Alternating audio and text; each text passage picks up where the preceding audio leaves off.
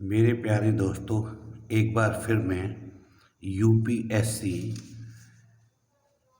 Commerce and accountancy का paper पढ़ाने जा रहा हूँ। यूपीएससी आईएएस एग्ज़ाम के लिए, जो कि BCom, MCom, BBA, MBA, CA, CWA etcetera. CWA में एक बुक होती है बच्चों, टैक्सेशन नाम का पेपर है। इसमें हम लोग इनकम टैक्स सीखेंगे, जो कि इनकम फ्रॉम हाउस प्रॉपर्टी नाम का टॉपिक शुरू कर रहे हैं। बच्चों, मेरा परिचय डॉक्टर ललित यादव है और मैं आपको आज पढ़ाने आ रहा हूँ टैक्सेशन में हाउस प्रॉपर्टी की दूसरी क्लास। पहली क्लास में बच्चों हम रूल्स लिखा रहे थे आपको। अब रूल्स को अगर आगे थोड़ा बढ़ाया जाए तो जहाँ तक पहली क्लास में रूल्स छोड़े थे उसके बाद अगर बात करी जाए तो अब बी पार्ट कहेंगे हम लोग। B part, when rent control act is applicable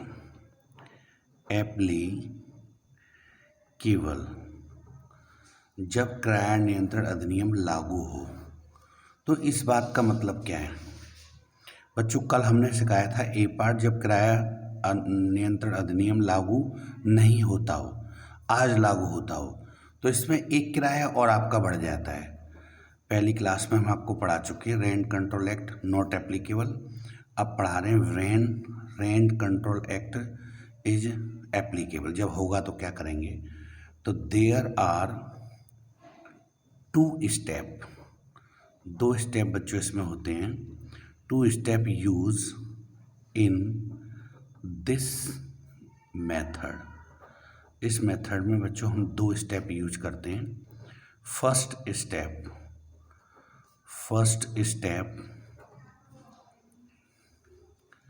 same to same as method first. जो फर्स्ट मेथड में करते थे वो हम सेम अब करेंगे। मीन्स मतलब क्या कहना चाहते हैं हम लोग? Means which higher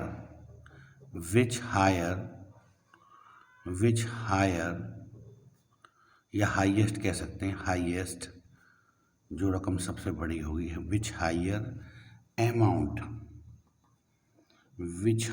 amount as under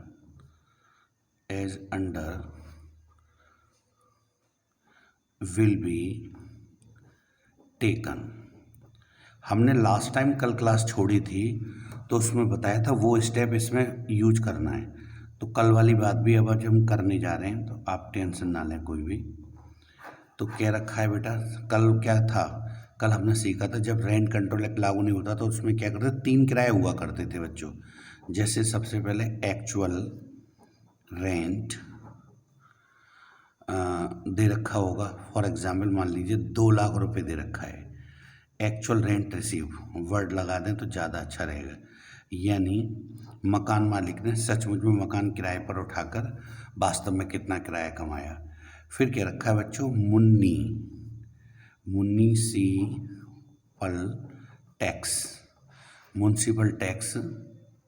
municipal valuation बोलेंगे। म्युनिसिपल वैल्यूएशन, मकान की नगर पालिका द्वारा वैल्यूएशन करना। तो म्युनिसिपल वैल्यूएशन मान लीजिए 2.5 लाख रुपए दे रखी है बेटे। म्युनिसिपल वैल्यूएशन, नगर पालिका मूल्यांकन बोलते हैं हिंदी में। तीसरे नंबर पे एक रेंट हुआ करता था बच्चों, फेयर रेंट। ये अब आपके पास 3 किराए हो गए। तो कल तक हमने यही सीखा था कि जो 3 किराए दे रखे हो बच्चों, उन तीनों किराए में जो किराया सबसे बड़ा होगा उस किराए को पहले आप लोग ले लेंगे। तो अब देख कर बताइए इन तीनों किराए में सबसे बड़ा कौन सा किराया है वो लेंगे। तो हम लिख देंगे वी टेक्स हाईएस्ट, जो तीनों में बड़ा है, highest amount, we take highest amount in all 3 items. तो तीनों आइटम्स में सबसे बड़ा देखेंगे जो भी होगा फिर आफ्टर दैट, इसके बाद क्या करना चाहिए, जब तीनों में सबसे बड़ा हो तो तीनों में जो सबसे बड़ा होगा उसे लेंगे और फिर उसके बाद हम क्या करेंगे बता रहे हैं आपको। जैसे तीनों में सबसे बड़ा कौन था वो ले लीजिए, तो highest amount, highest amount will be taken as municipal valuation. बच्चों तीनों में सबसे बड़ा कौन सा, म्युनिसिपल वैल्यूएशन, तो शॉर्ट फॉर्म में म्युनिसिपल वैल्यूएशन को एम भी कह सकते हैं। तो तीनों में जो किराया सबसे बड़ा है पहले तो उसको ले लो, 2.5 लाख रुपए बढ़े हैं तीनों में। फिर उसके बाजू में हम रखेंगे स्टैंडर्ड रेंट, मानक किराया, स्टैंडर्ड रेंट। ये रेंट अगर क्वेश्चन में गिवन है तो समझ जाओ कि यहाँ पर रेंट कंट्रोल एक्ट एप्लीकेबल होता है, ये चौथा रेंट होता है बच्चों। तो ये दोनों हमने पास पर रख लिए। जैसे ही इन दोनों रेंट को हम पास पर रखते हैं तो बच्चों अब देख के बताओ इन दोनों में कम कौन है। दूसरा नियम क्या था, इन दोनों का जब कंपेयर करते हैं, भाई ऊपर से तीनों किराए में जो बड़ा है वो वाला ले आओ, फिर उसके पास रख लीजिए स्टैंडर्ड रेंट। अब इन दोनों में कम कौन है, तो इन दोनों के कंपेयर में लिखेंगे इन कंपेयर बोथ, दोनों में, विच लीस्ट अमाउंट, जो रकम सबसे कम है, least amount, it is gross annual value, short form में हम उसको जीए भी कह देते हैं।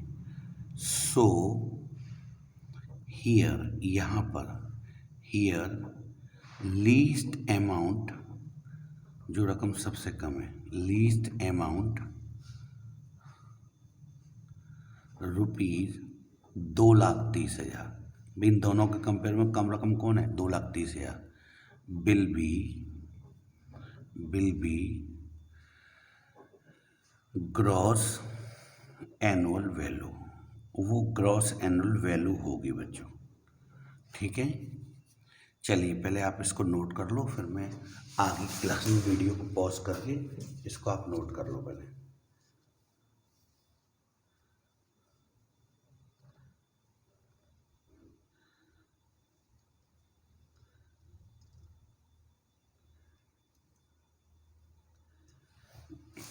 वीडियो को पॉज कर लीजिए, फिर आगे रूल्स लिखाते हैं आपको।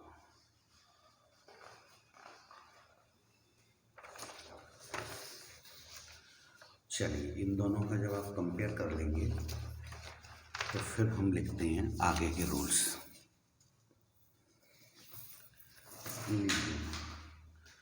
आगे बच्चों आपसे क्या रखा है, इसमें एक नोट आएगा, नोट, तो हम लिखते हैं नोट, मतलब ध्यान रखने योग्य बात है। नोट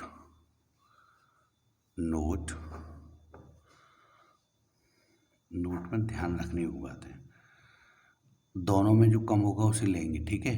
अब लिखते हैं बट, किंतु परंतु, बट इन कंपेयर, तुलना करते समय, but in compare both items which more amount, जो रकम बड़ी वाली है, मोर का मतलब ये बड़ी अमाउंट, मोर अमाउंट लेफ्ट, जो रकम बड़ी है और उसे हम छोड़ रहे हैं, left, and it is actual rent, जिसको हम छोड़ रहे हैं कहीं वो एक्चुअल रेंट है, एक्चुअल रेंट, देन, तब क्या करते हैं, then we will not left, उसे हम नहीं छोड़ते। जैसे we will not left actual rent receive, then gross annual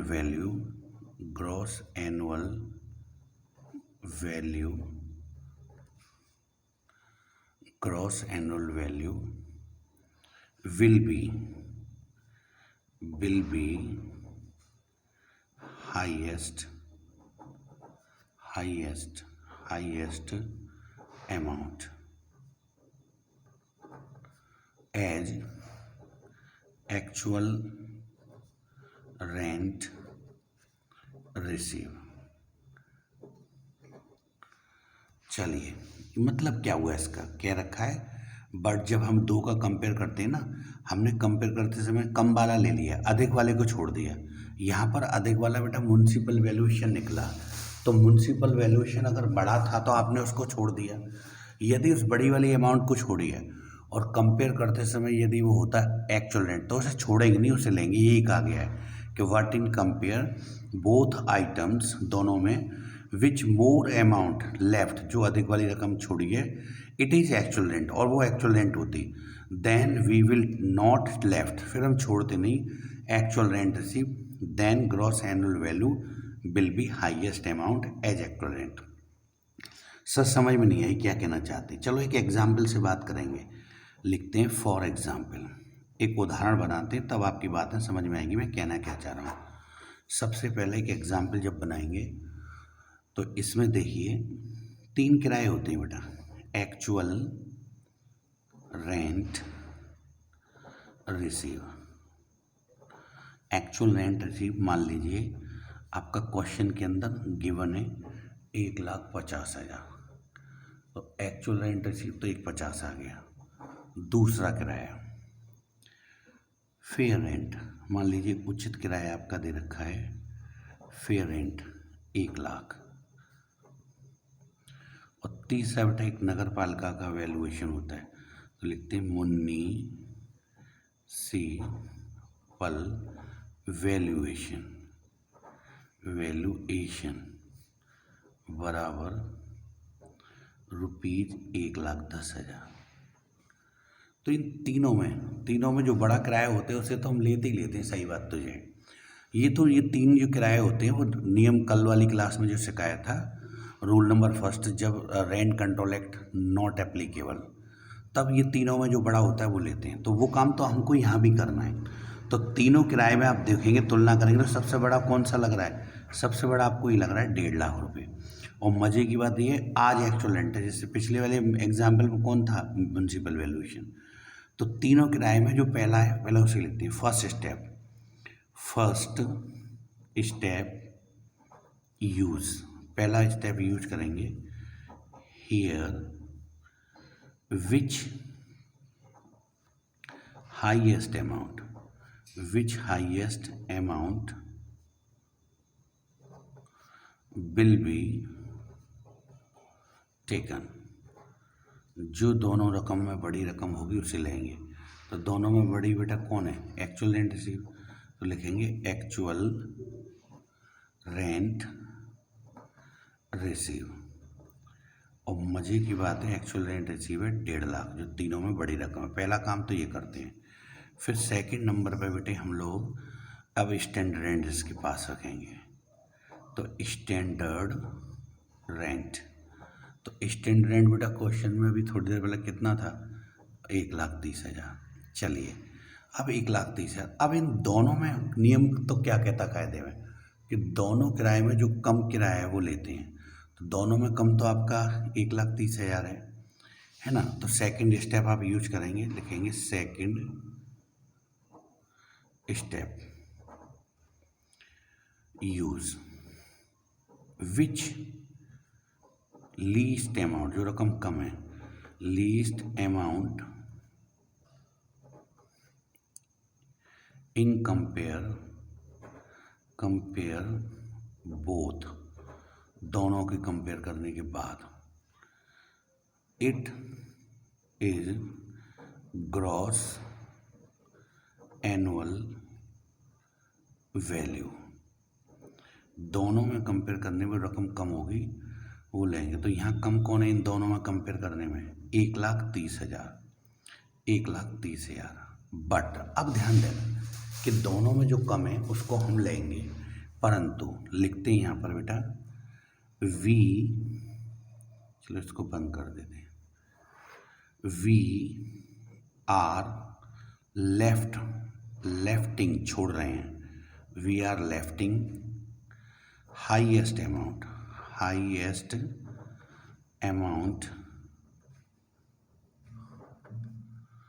and which, और वो अमाउंट जो है विच हाईएस्ट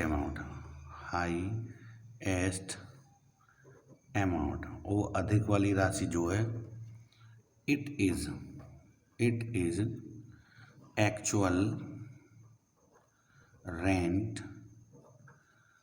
रिसीव, वास्तव में जो किराया प्राप्त किया अगर वो है actual rent receive, then actual rent received, then takes, उसे ले लेंगे, takes for GAV, gross annual value की तुलना करते समय, GAV एक्चुअल रेंट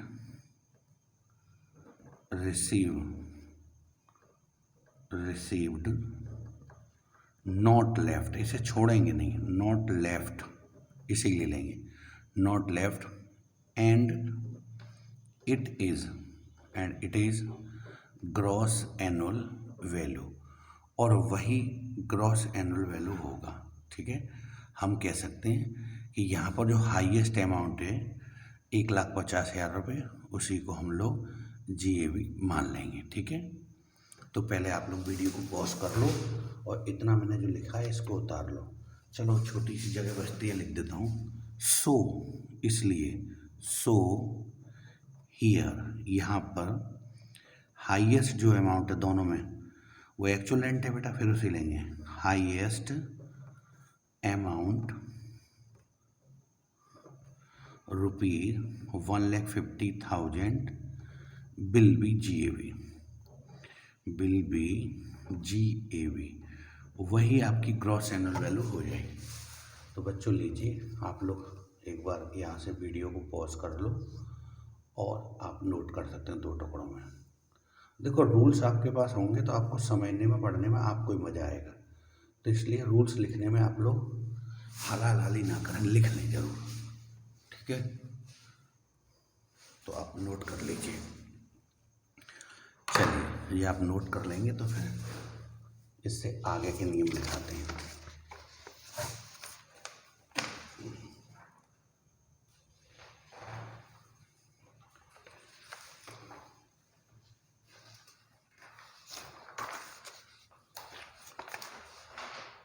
अब इसमें कुछ ध्यान रखने योग्य बात है, नोट के माध्यम से हम लिखेंगे कि ध्यान क्या रखा जा सकता है। ध्यान दीजिएगा, इम्पोर्टेंट बात क्या हो सकती है, जैसे नोट नंबर 1, नोट नंबर 1 में हम लिखेंगे बच्चों when standard rent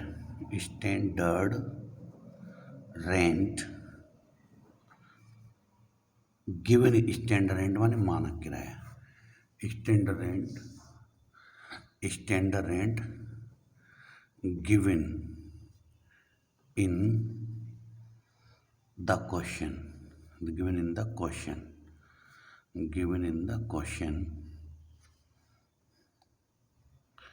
it means rent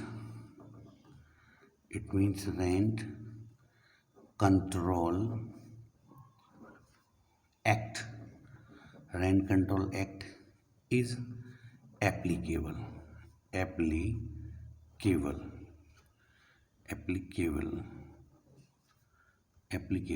here, और क्लियरली साफ साफ प्रश्न में दे रखा, clearly given in the question that की rent control act is applicable, applicable. इस नोट का लिखाने का मतलब क्या है? नोट नंबर, यदि प्रश्न में स्टैंडर्ड रेंट दे रखा है तो इसका मतलब हो जाता है it means rent control act is applicable. और यदि क्लियरली साफ साफ प्रश्न में क्या रखा है कि rent control act is applicable तो होगा ही होगा। तो ये केवल समझने के लिए बात थी। नोट नंबर 2 बच्चों, नोट नंबर 2 में कह रहा है इफ एनी क्वेश्चन तो कराएंगे लेकिन पहले रूल्स लिख लीजिए आप लोग। Facility, any facility given in the question, given by owner, मालिक के द्वारा अगर किराएदार को कुछ सुविधा दी है, ओनर टू टेनेंट, टेनेंट वाले बच्चों होता है किराएदार, tenant, then facility, then facility amount,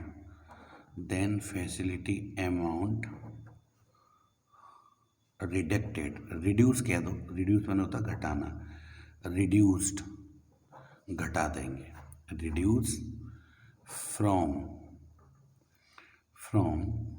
actual rent received,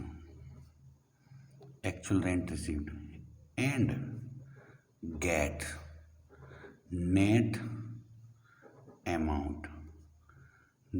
amount of actual rent receive, और आप एक्चुअल रेंट रिसीव बना लेंगे। देन कंपेयर, फिर तुलना करेंगे, compare for gross annual value, short form है GAV, कैलकुलेशन, फिर हम लोग उसकी कैलकुलेशन करेंगे। अब सर फैसिलिटी क्या हो सकती हैं? तो facilities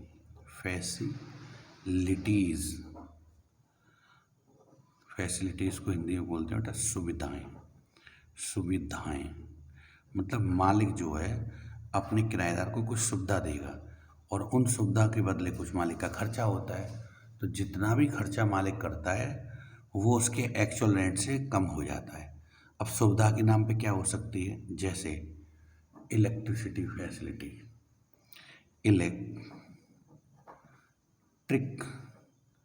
city expenses, water expenses, salary to gardener, salary of gardener, क्या था? गार्डनर, माली का वेतन। लिफ्ट एक्सपेंसेस, मान लीजिए लिफ्ट अगर ख़राब पड़ी है तो मालिक उसको ठीक करा दे। पार्किंग एक्सपेंसेस, पार्किंग में कार वार गाड़ी वाड़ी खड़ी करने के कुछ खर्चे वगैरह होते हैं वो ठीक करा दे मालिक। सॉरी, लाइटिंग एक्सपेंसेस, मान लो जीना में लाइट वगैरह नहीं है और आप 7वीं मंजिल पे आपने किराए में ले रखा है तो जीना में लाइट लगवा दे, तो लाइटिंग ऑन स्टेयरकेस, जीना को क्या बोलते हैं बच्चों? स्टेयरकेस, जीने में लाइट की व्यवस्था। वाटर फैसिलिटी, वाटर पंप, मान लीजिए 3 मंजिल पे आप ऊपर रहते हैं, 7 मंजिल पे आप ऊपर रहते हैं, पानी नहीं पहुंचता तो मालिक पंप लगा दे पानी ऊपर पहुंचाने के लिए। गैस की सुविधा, वॉचमैन की सुविधा, ये मालिक सुविधा मुहैया कराता है नौकर को। एयर कंडीशन की सुविधा, जनरेटर की सुविधा, generator facilities,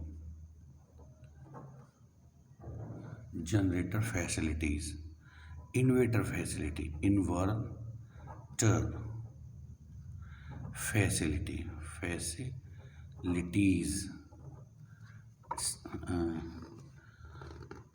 etcetera. Etcetera. But ये जो पेड करे होने चाहिए केवल मालिक के द्वारा दिए गए हों, तो हम यहाँ लिखेंगे ओनली ओनर पेड। ओनर माने मकान का मालिक, owner paid facility expenses, facilities expenses केवल मालिक ने खर्चे करें तभी घटेंगे बेटे। देन लेस यानी रिड्यूस करेंगे, घटाएंगे। बट अगर मान लो खुद किराएदार नहीं बने, बट टेनेंट मानने होता है बच्चों किराएदार,